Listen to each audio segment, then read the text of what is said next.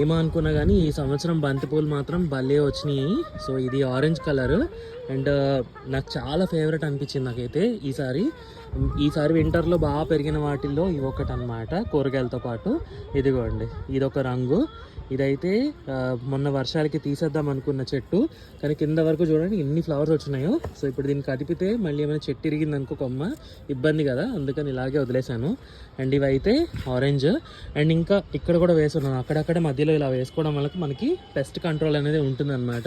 ఇదిగోండి ఇక్కడ ఒక మొక్క కోరుకునే పెట్టినవి ఎంత చక్కగా వచ్చినాయి చూడండి. ఇది వచ్చేసి చిన్న మిల్కీ వైట్ అనమాట.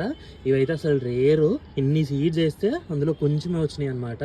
ఏమో ఇది బాగా వస్తే మనం సీడ్స్ కలెక్ట్ చేద్దామని ఉంచాను. అండ్ ఇది వచ్చేసి వేస్ట్ అయిపోయింది. ఇది దేనికో వాడతారంట పూజల్లోనే ఏదో మరి. ఇవి పోతుబంతి అంటాము. ఇంకా మీకు ఈ ఫుల్గా రాజు చూడండి, ఇట్లనే వస్తాయి పువ్వులు అన్నీ కూడా ఇలాగే వస్తాయి అనమాట.